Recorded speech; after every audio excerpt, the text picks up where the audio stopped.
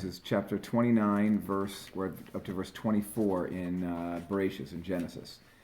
So verse 24, and Lavan gave her Zilpah, his maidservant, a maidservant to Leah, his daughter. So that's as a gift, as a wedding gift, I guess, to help out around, with the chores. And verse 25, and it was in the morning that, behold, it was Leah. We talked about this a little last week. Like, what, she wasn't Leah at night? She was also Leah at night. Now she's Leah during the day. So he said to Lavan, what is this that you have done to me? Was it not for Rachel that I worked for you? Why have you deceived me? And Lavan says, rather condescendingly, we talked about this last week, what such is not done in our place, to give the younger before the elder. Verse 27, complete the week for this one, and we will give you the other one too, for the work for which you will perform for me for yet another 7 years. So this is from Rabbi Pinchas Winston. So what could be more disturbing for a person than to wake up in the morning and find out they married the wrong person the night before, right? So this is actually the origin of a custom we have at Jewish weddings where the chassan, the groom, will go to the kala, to the bride, before the chuppah, before the wedding canopy, and lift up her veil, to make sure that he's got the right person there. So the truth is, there's no such thing as a mistaken marriage, okay, in Judaism, because in circumstances like this case, the marriage is actually annulled. There's no such, it doesn't exist. If you don't have intent, right, it can't exist. So Yaakov's surprise is understandable. We know that he suspected that Lavan might do this to him, and that he and Rachel had these simanim, these signs, these codes that they had developed, so that if Lavan did this, that he would not, to make sure to know who it was the right person.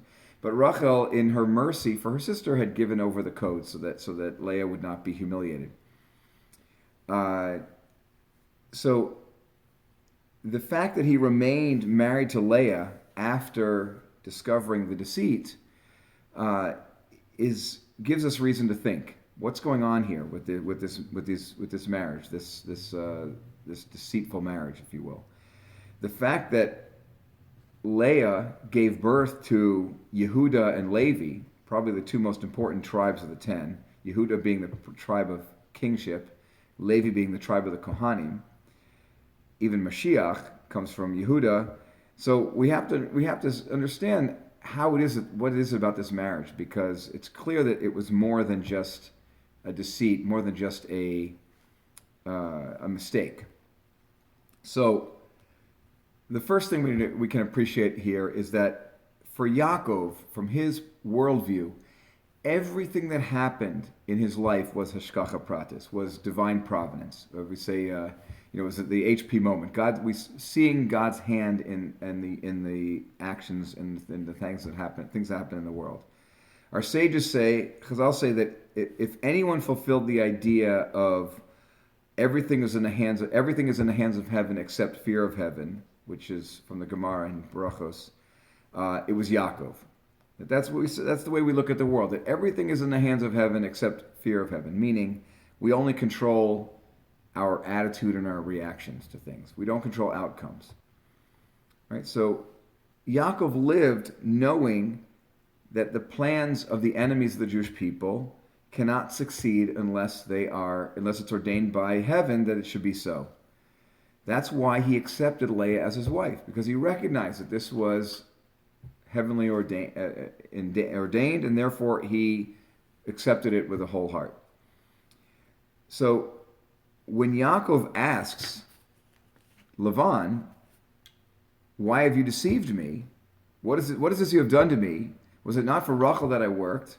Why have you deceived me? Who's he asking? Who's he posing this question to? Is he asking Lavan?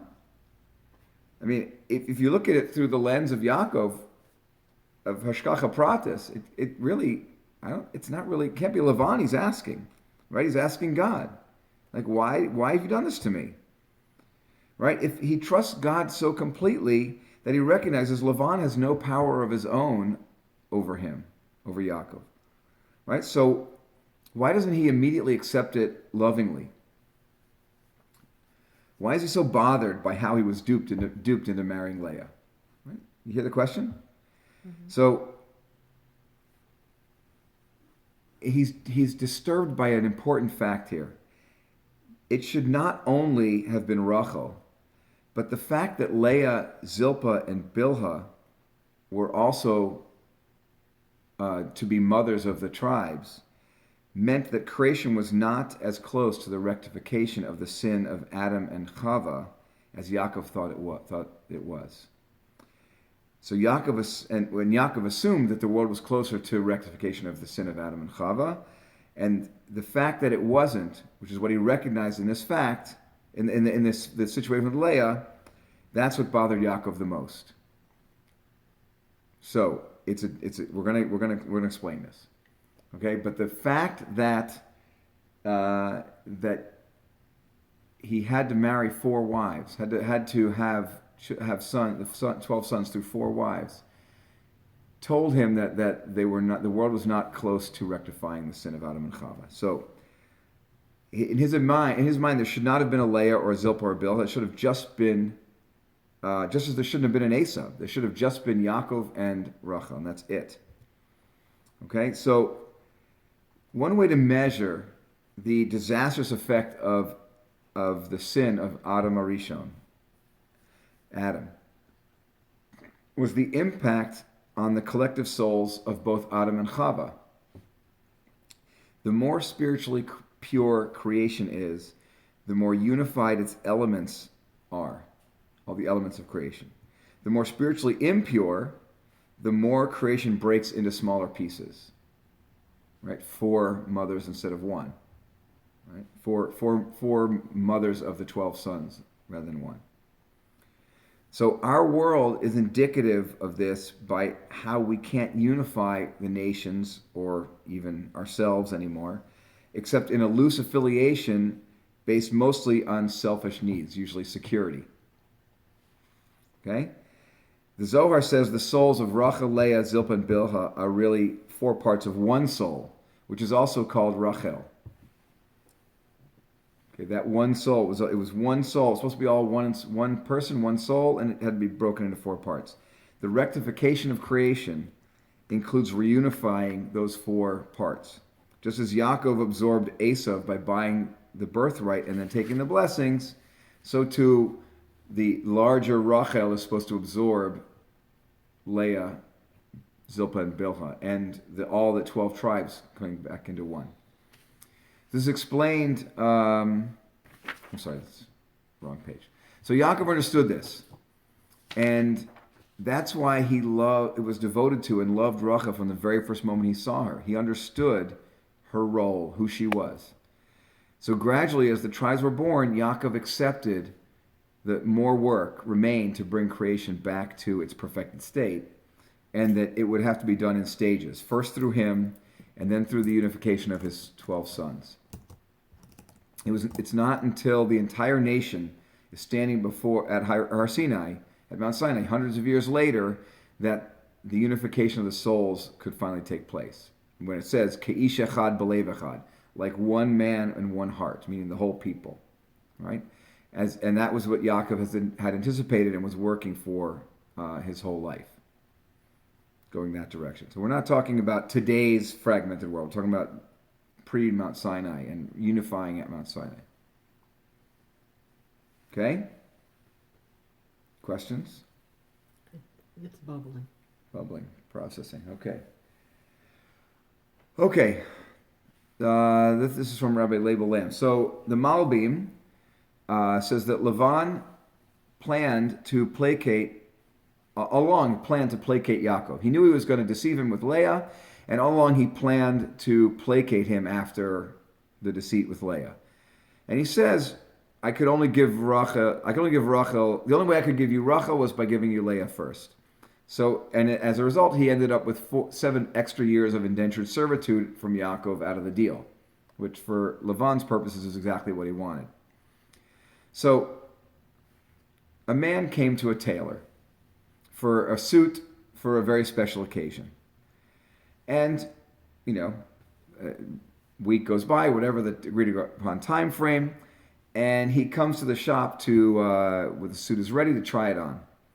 So he tries it on, and he is extremely disappointed. One sleeve is much longer than the other. One pant leg only comes down to the middle of his shin, and it's a mess. And he complains. The wedding he's going to is that night. What's he going to do? Where's he going to find a suit for this occasion? So the tailor pulled one arm up, so the short-sleeved arm sat at his hand, right? So he pulled his arm up so that it looked like the right, and he said, just hold your arm up like this, and you'll be fine. Then he told the man to shift his weight in such a way that the cuff of the short leg would come down to his ankle and look normal. Come to the shoe and look normal.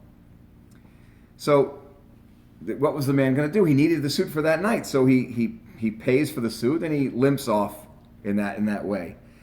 And as he's walking down the street, he hears two men behind him who are walking the same direction, and he hears one say to the other, "Look at that poor guy." And the other one said, "At least he has a good tailor." My stepfather tells that joke a different way. He said, "You must have gone to, Shlomo the tailor." He said, "How do you know?" He said, only Shlomo could fit a man like you." So when people do business, there are many unspoken assumptions in the process, right? But but most important, when the language of trust is missing, it leaves room for differences of opinion and deception, even when the original assumptions were valid or seemed valid. One of Lavan's main tools of control was changing the rules of the game.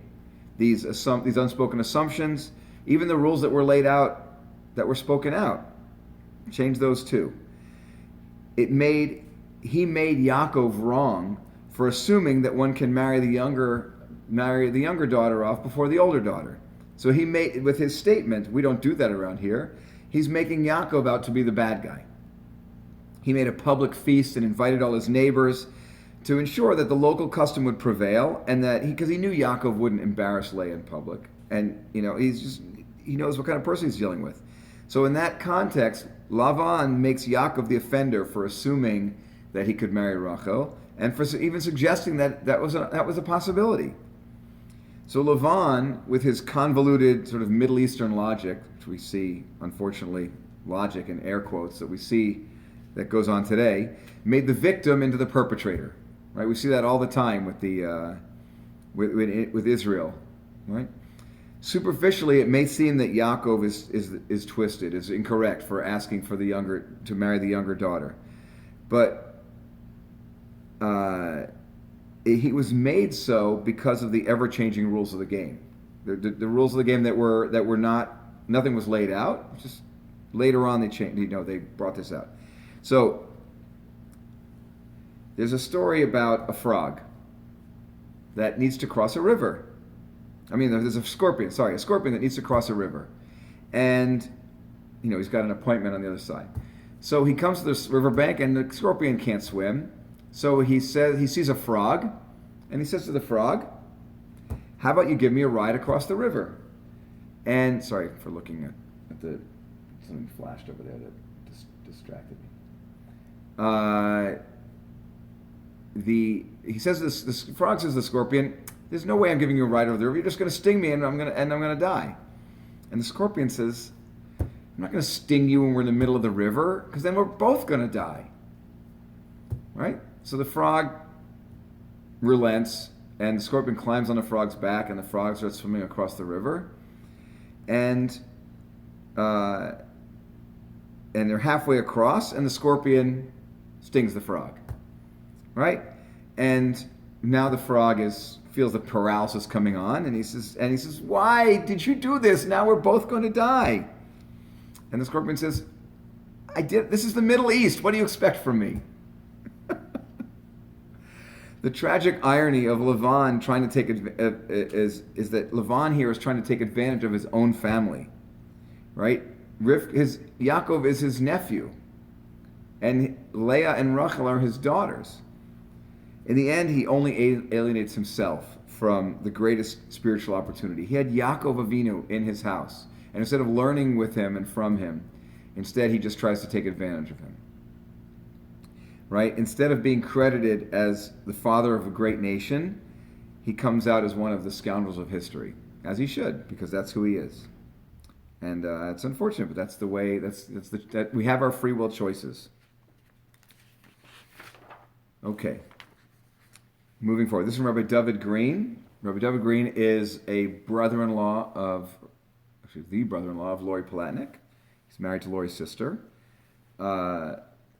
So here's an interesting thing. So Mark Twain said, "If you never lie, you never have anything to remember." Right? You don't have to remember your story. In Mishlei, in the Proverbs, right? Mishlei's Proverbs, it says, "Truth is a heavy burden, therefore its bearers are so few."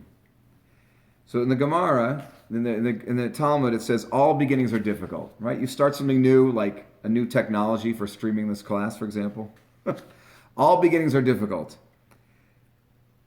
Yaakov and the mothers the mothers Leah and Rachel and Zilpah and Bilhah, they are starting the Jewish people. That is a beginning and is naturally going to be difficult. So a perfect example of this is Lavan's trickery, right? Of sneaking Leah into under the veil instead of Rachel. So the Talmud in Makos talks about the truthfulness of a Rav Safra. Rav Safra was a sage in the times of the Mishnah, and he owned a store. Right? He owned a store. It was he made a meager living so he could support himself learning Torah. Once he was in his store when the time to say Shema arrived. Maybe it was winter. Comes early before closing hours, and so he's saying Shema. It takes a couple of minutes to say Shema, the whole thing, 3 paragraphs. And a man enters the store and didn't notice that Rav Safra was praying. So he offered a price to buy a certain article. And Rav Safra didn't reply because he's in the middle of praying. So the man increases his offer. Still no reply. So what does the man do? He increases his offer again. Right? He wants to buy this thing. After the 3rd time, Rav Safra finishes Shema, and he says, "I accept your first offer for the item." So the man was shocked. He said, I offered you, almost twice as much by the end. Why are you accepting the first offer? He said, "Because in my heart, I accepted your first offer, but I couldn't interrupt my prayers, so now that I can speak to you, I'm telling you that I accept the first offer." So he could have made more money, but he answered honestly because he had this in mind, and he couldn't, and it was only that he couldn't reply then. So if we're honest with ourselves, which is not easy to do, and we accept reality as it is, then we can be like Rav Safra, right? We can accept the truth of existence. If we don't accept reality, if we live in denial, then we can easily become impatient with people. We can lose our tempers. We get frustrated, right? If a situation isn't what we think it should be, but then we want it to change, and we want it to change fast. But if we accept it, then we're recognizing that, as we said earlier, that the outcomes are in God's hands, right? The people have no power over us. It's just these things are heavenly ordained. Yaakov showed ultimate patience with Lavan. He worked another 7-year term to earn the right to marry Rachel, who he already married. We'll get to that in a minute. Really, some of the greatness of Yaakov, what could have been.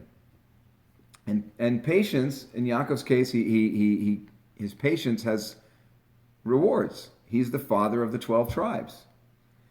Right? So the beginning efforts of Yaakov were the foundations on which the tribes built their staying power.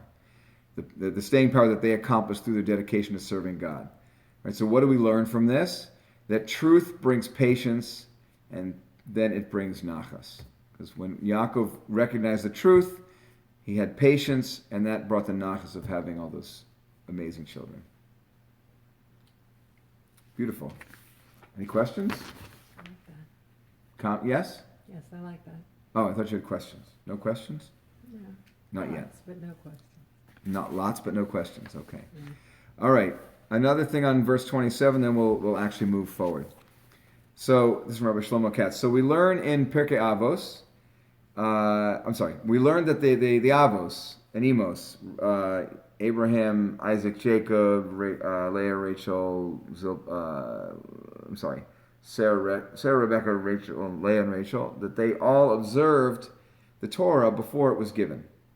Right? We hadn't had Mount Sinai yet at this point, but nevertheless they observed the Torah. So how is it possible that Yaakov was allowed to marry two sisters? He shouldn't have been. That's explicitly prohibited in the Torah. So Rav Yitzchak Zev Soloveitchik, known as the Brisker Rav, died in 1959. He said something. It's a little complicated. Certain mitzvahs could not be observed before Hashem commanded them, even though they observed the Torah before the Torah was given. There were certain mitzvahs that you couldn't observe until they were actually commanded by God. For example, bris milah. Now, yes, Abraham had circumcised himself, but he didn't have a bris milah, right? Because bris milah, actually, I'm sorry, I take that back. Hashem did command Abraham to do this. That's why he did. So the bris milah requires cutting off of the orla, the piece of skin that's removed, right? So what's wrong with the orla? Nothing. It's part of the body. He cut it off because God commanded him to. There are no inherent characteristics of the orla distinguishing it from the rest of the flesh. So before God designated it for removal, there was nothing to accomplish by cutting it off. Right? There's no mitzvah there. So even though they observed the Torah late, before it was given, there's nothing to intuit, there was nothing to understand naturally from looking at the world that this needed to happen until God commanded it. Similarly, the prohibition not to marry two sisters couldn't be honored before the Torah because there's actually nothing inherently wrong with it, and non-Jews are not prohibited from it. They're allowed. Not that anybody would necessarily want to marry two sisters, because I guess that we don't just have one mother-in-law that way.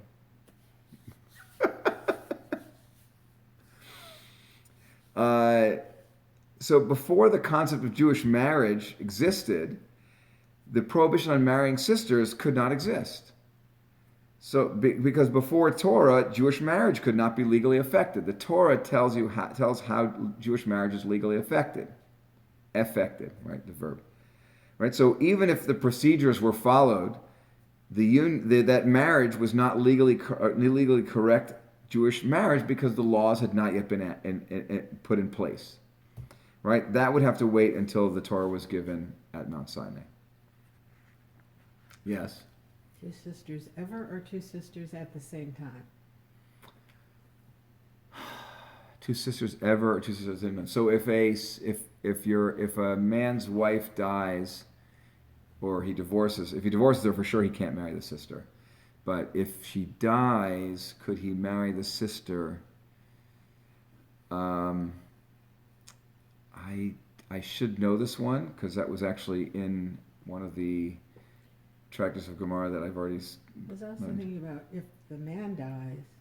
If the man dies, there's yibum. There's levirate marriage. Yeah. Well, I guess that's not. If he doesn't have children. If he does have children, then for sure it's forbidden. I don't know. But remind me to look that up for you. I know where to find it. I just don't remember it. Okay, let's go forward. So I want to recap. Verse 27, Lavan says to Yaakov, complete the week for this one, meaning the week of Sheva Brachas, of festivities for the marriage. And then we will give you the other one too, for the work that you'll perform for me yet another 7 years. Okay, verse 28, It says, so Yaakov did so, and he completed the week for her, meaning Leah, and he, Lavan, gave him Rachel, his daughter, to him as a wife. 29, and Lavan gave Rachel, his daughter, Bilhah, his maidservant, to her as a maidservant. Verse 30, he consorted also with Rachel and loved Rachel even more than Leah, and he worked for him yet another 7 years. There's an interesting thing here. It says that he loved Rachel even more than Leah. So that means, so if he loved Rachel more than Leah, what does that mean he felt about Leah? He loved Leah. That he loved Leah. Exactly. So now, before the chuppah, a week earlier, did he love Leah? Did he have any feelings for Leah at all, other than just as a fellow traveler on this planet, and probably had love for all of humanity? But did he have any specific feelings for Leah? Almost assuredly not. All right, oops, just fix that. So don't get more of those. Sorry. No, we're on Do Not Disturb. Good. Okay. Almost assuredly not. Right? But he loved Rachel more than Leah means that for that week, he loved Leah more than Rachel. Why? Because, as we said last week, love is a choice. Love is a choice that we make to identify the virtues of another person, identify and connect with the virtues of another person, and connect those virtues with that person and appreciate them. Right? We talked about that fish love versus true love last week. Yaakov loved Leah more than Rachel during that week because he was married to Leah, and he recognized the sanctity of that relationship and how important it was. And that was a far greater love than just being engaged to Rachel. Not that being engaged is nothing, but he was married to Leah, and that took precedence by an infinite margin. That's the Torah outlook on marriage. Marriage. The choice is to love. Okay, we make the choice to marry and the choice to love, and it's a choice we can make all the time. We choose it over and over again. So that means that no matter how much somebody might annoy us or bother us or whatever, we still choose to love them. Okay, all right. So this is that was from Rabbi Stephen Bars, by the way. So this is from Rabbi Yisrael Seiner. He says, so the Nefesh HaChaim, Rabbi Chaim ben Yitzchak, also known as Chaim Volozhiner, Chaim of Volozhin, who was the founder of the Volozhin Yeshiva, which was the progenitor of many of the other great yeshivas in Eastern Europe, including most of the ones you've ever heard of. He lived 1749 to 1821. He gives an interpretation of Yaakov's dream, the latter dream from earlier in the Parsha. That's very interesting. So our physical appearance in this world is misleading, right?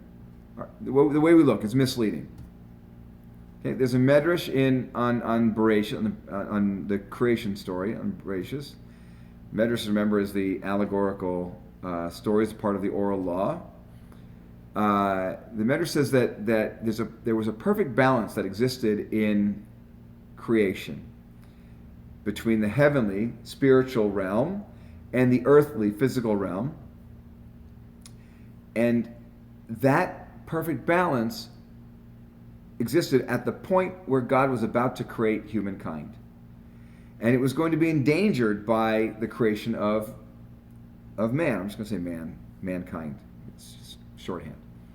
Okay, so the creation of man is endangering in a way this balance.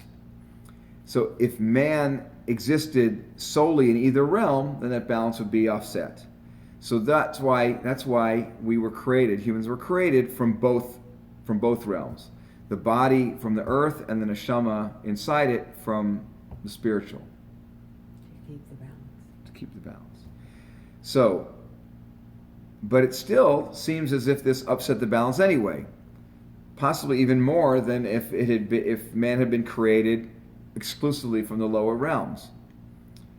See, man exists even though we have the spiritual inside us. We exist in the physical realm, the earthly realm. And what are we doing here? We're holding the heavenly neshama hostage inside our bodies. So he explains, the Rav Chaim explains that that man and soul, that the man and soul actually extend from the lowest realms down here on earth to the absolute highest realms of spirituality. Well, how's that? Because the soul is like a beacon of light, a bright, bright beacon of light, emanating from the body, the lowest part of a person, and extending to the highest spiritual realms. Right? We can attain heights that we can't even imagine. And the reason we don't get there is because we can't imagine attaining them. If we'd only think that we can, and honestly mean it, then we could attain them. So the creation of man, in fact, did maintain the balance, the symmetry in the universe. Because by existing in both, we actually bridge the gap between heaven and earth. That's his interpretation of the ladder dream. That's what he saw, that the ladder is the essence of man standing with our legs on earth and our heads reaching toward the heavens, and connecting with God in that way. So a clear understanding of this idea is what carried Yaakov through the challenges he faced dealing with Lavan. That his understanding was what carried him through. So, what was it? How did he deal with this? How did he synthesize this? Yaakov understood from the beginning that Rachel was his soulmate. Right? He understood that from the beginning, and he offered to work 7 years for Lavan for the right to marry her. And so, knowing who Yaakov was, we can only imagine how honestly and diligently Yaakov worked during those 7 years. And his future father-in-law was watching him carefully the entire time, right? Looking for any pretense to demand more, like to call him out on something, right? He was just watching all the time. But Yaakov was devoted completely to the responsibility he accepted upon himself to earn the right to marry Rachel. And he spared no effort in making sure that he was a loyal and honest worker for his future father-in-law. Indentured servant, really. So when the time was completed, when he'd finished the 7 years, when he came to Lavan, because Lavan didn't volunteer that, the 7 years is over, come get married, he had to go say to him, hey, time's up. Right? When there was the feast, and they had the big party, and the whole neighborhood was there, and everybody was watching, and then there's this, and then Lavan substitutes Leah for Rachel, and she's under the veil, so he can't see, and Rachel gives Leah the simanim, the sign, so Leah won't be embarrassed and humiliated in front of everybody. And comes the morning, and Yaakov realizes what's happened. And Yaakov then confronts Lavan, as we've covered, right? And Lavan brushes it off condescendingly, right? We don't do that around here, right? This thing that you're talking about marrying off the younger before the older, I don't know what kind of people you come from, but around here, we're more high class than that. We don't do that. That's Lavan. That's Lavan's tack, right? Then Lavan makes him an offer. He says, wait the 7 days of the feasting, of the Sheva Brachas, and then you can marry Rachel as your second wife. And then he says, Od Sheva Shanim Achairos. Right? For the end of verse 27. For the work you will perform for me yet another 7 years. Achairos. Od Sheva Shanim Acheros, for 7 more years, 7 additional years. So, from Lavan's point of view, what was he thinking? Yaakov could have, how would he make such an offer and trust that Yaakov would keep his side of the bargain? Right? He's saying, wait 7 days, marry Rachel, and then work another 7 years. So what could Yaakov have done? He could have married Rachel after the week and then left without working the 7 more years. So Yaakov agreed to the deal. Good deal. It seems like a good deal for him. He can leave whenever he wants, right? He waited the week, he married Rachel, and then what did he do? He worked Od Sheva Shanim Acheros. He worked 7 additional years. The Medrash says Od, the word Od, additional or further, is referring to the conscientiousness of Yaakov's second 7 years. That they were identical to the first 7 in terms of how he approached his work. That Yaakov showed Lavan the same level of dedication and diligence even after Lavan tricked him. He showed him that same level of dedication and diligence in the second 7 years. How well do we produce in our jobs when we don't feel so appreciated or like we're compensated properly? Right? And if we get tricked into doing additional work, how would we react to that? He started up with the wrong guy. Yeah, I'll make him regret that. I'll show him. Right? How would we react to such a thing? Right? We know ourselves. Each of us, I'm not asking anybody to volunteer anything. We know ourselves. We know how we work. Right? Even if we're willing to go beyond the call of duty, to stay late, to work Sunday, whatever it is, we want it to be recognized. We want it to be appreciated.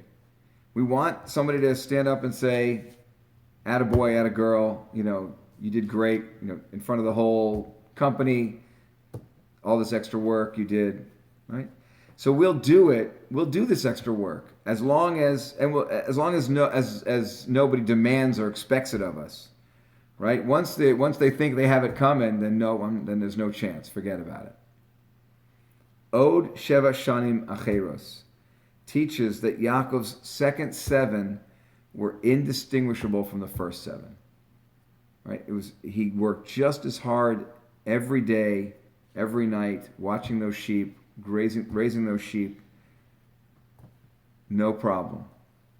Lavan, when he proposed this trade, he used the same words that Yaakov would use later. Right? It says Od Sheva Shanim Acheros. Later, in verse 30, it says that Yaakov indeed worked Od Sheva Shanim Acheros. Exact same words. Worked from yet another 7 years. Right? And Lavan, when he made the deal, he was actually demanding exactly that from Yaakov. He wasn't just saying words. He was demanding this very same diligence, the very same dedication, the same honesty that he got the first 7 years, and Yaakov delivered. That's the kind of person Yaakov was. Right? Lavan knew the kind of person he was dealing with. He knew the personality. He knew the character. Right? At the same time, Yaakov knew who he was dealing with. He knew the character. He knew the personality. He'd already been living with him for 7 years. Lavan knew that Yaakov's feet were on the ground, but his head was in the heavens. That he personified that ladder. That he had this connection to God, and that connection that Yaakov had filtered down and affected every earthly dealing that Yaakov had. Every interaction with another person, business, personal, whatever, his relationship with God filtered down through that and into that relationship. Lavan knew that if Yaakov agreed to the deal, that it would be fulfilled. That was Lavan's position. Yaakov knew who he was dealing with. He knew with whom he was dealing with. Use the proper grammar, right?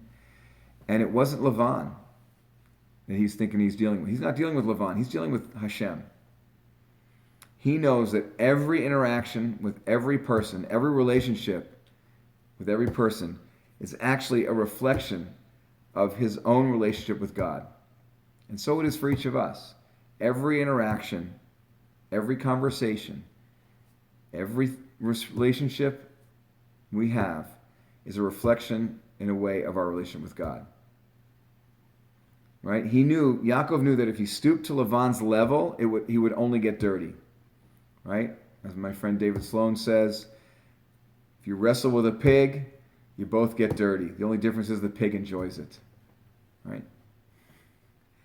So Yaakov's head reached the heavens, reached God himself, while his feet were on the ground, maintaining that balance in the world, right? And bridging the gap between heaven and earth. Questions? Comments?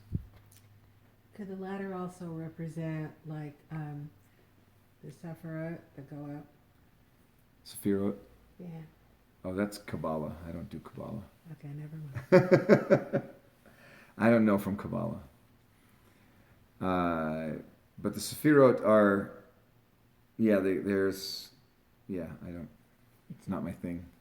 Well, it just sort of, one of the things that I read recently was that I'd always realized each of the things that you don't have anything to do with, they influence Earth, but also what we do on Earth influences them, and I had never really thought of it as being a two-way relationship, but what you're saying right now kind of ties in with that.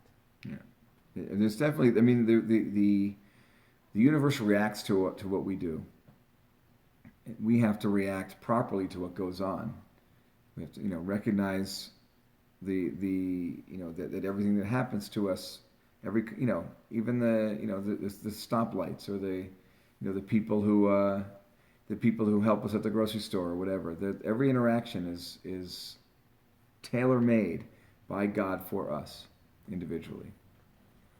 And Yaakov lived with that. That's why he was able to deal with this. Okay, this is the 1 week a year when the parsha we're studying is the same as the parsha of the week. So I don't have to say we're going to do something on the parsha because all of it's on this week's parsha. Everything we did last week was also on this week's parsha. All right. So this is from Rabbi Shlomo Katz. I wanted to go on to the next verse. So Hashem saw that Leah was unloved, so he opened her womb, but Rachel remained barren. So now, it's important to understand something here. We just said in the previous verse, he consorted with her also with Rachel and loved Rachel even more than Leah, and he worked for him yet another 7 years. So he loved Rachel even more than Leah. What does that mean again about Leah? Leah was also loved. Right. So now Leah was loved as the only wife for a week, and then she was loved also as the second wife, not as much as Rachel, but she's still loved. So what does it mean here that Hashem saw that Leah was unloved? There's more than one way to love people, and there's more than one capacity, I guess, that you use to love. If that makes any sense. More than one way to love a person, more than one capacity with which to love a person. Okay, I'm going a little more simple than that here. That Hashem is seeing the world through Leah's eyes. It's not that Leah was unloved. It's that she felt unloved. And it's important for us to recognize, especially anybody in a position of authority, a boss or a parent or a grandparent or a leader of any kind, that people's perceptions are their reality. Right? If somebody feels unloved or unappreciated at work or anything like that, any negative thing like that, that's their reality. And they're not going to say, well, I'm feeling unappreciated at work, but I'm sure that's not how my boss looks at it, and they really feel like they're doing a lot for me, but I'm just feeling a little, it's my problem, I feel unappreciated. That's not how people look at things. And it would be crazy to expect them to. Leah felt unloved, and that was her reality, and that affected her in the way she, I'm sure that affected all of her interactions with other people. That somebody feeling that way would be a very detrimental thing. So it's an important thing for leaders to recognize that people who they're leading, whether it's parent, job, organization, what have you. If people feel a certain way, then that's their reality, and we have to work within that reality. But another thing on this verse, it's interesting. This is from Rabbi Shlomo Katz. So this week's Parsha, 11 of the 12 sons are born. And the account begins with this verse. Hashem saw that Leah was unloved, so he opened her womb, but Rachel remained barren. What's that last clause for? If Rachel was getting pregnant, we would know, right? She's not, so she's not. But why does it have to say, but Rachel remained barren? Right? Leah is gonna have a baby. Rachel's not. So you don't have to say that. We know that it would say if Rachel was having a baby. So the main point of the pasuk is that Leah gets pregnant. You say Parshat Tovah, right? It should happen at the right time. The birth should happen at the right time. Not that Rachel remains barren. So Rav Nassan Wachtfogel, he was the mashkiach, the principal, I guess, if you will, of the Lakewood Yeshiva. He gave over in the name of Rav Simcha Zissel Ziv, who was known as the Alter of Chelm. It seems that the Torah is actually criticizing Rachel for not doing more to make Leah feel comfortable in Yaakov's house. So that's why so he says that's why the Torah notes the contrast, that Leah's womb opened, but Rachel's did not. So Rav Wachtfogel asks a very important question here. What did Rachel just do a few sentences ago? She had so much mercy on her sister that in order to avoid her sister being humiliated in public, she gave up marrying the love of her life to ensure that her sister did not get humiliated publicly. What more could be expected of Rachel after that? What more? Do you know anybody who's done something so selfless like that?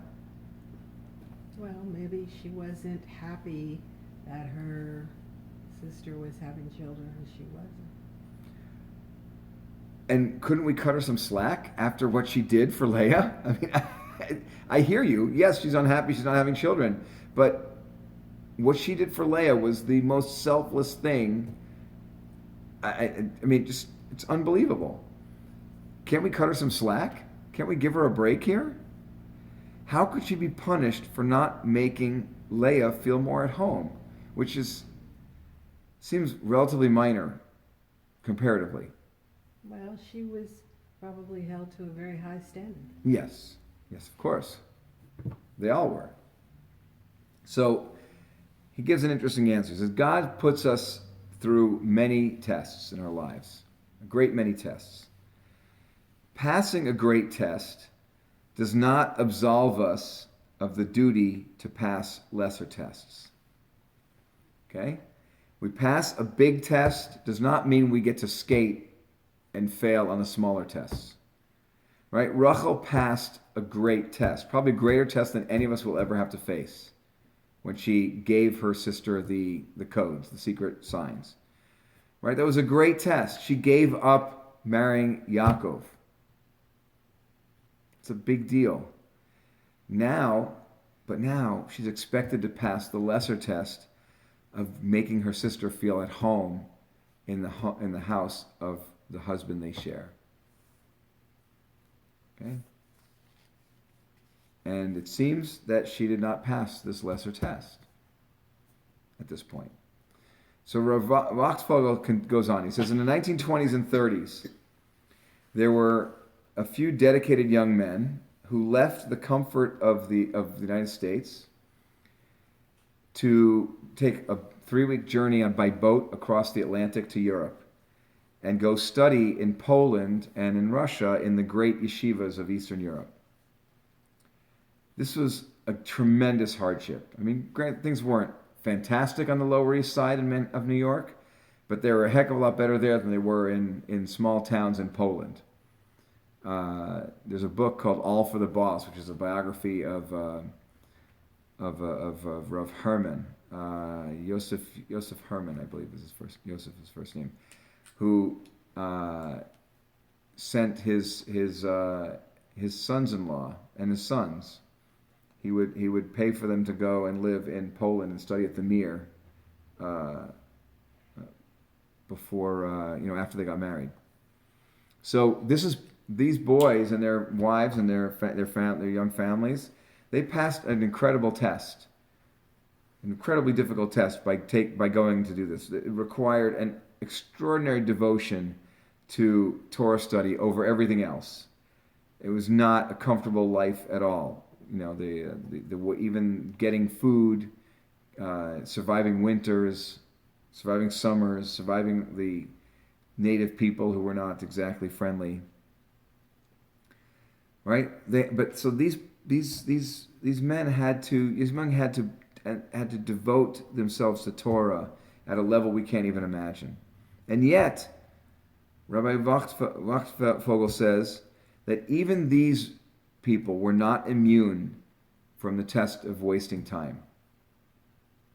You can imagine, after making the greatest imaginable sacrifice, passing that incredibly difficult test, they failed the small test of using their time properly. Using all their time properly. So for us who don't face tests that challenging, but we do face some tests that are greater than other tests, but nothing like that. Certainly nothing like that. We also have to fight to succeed against every challenge and every test, whether it's large or small, and be fighting that battle all the time, and never let our guard down. Okay, any questions? Any comments? That's a tough one right there. Yeah. All right, thank you all for coming.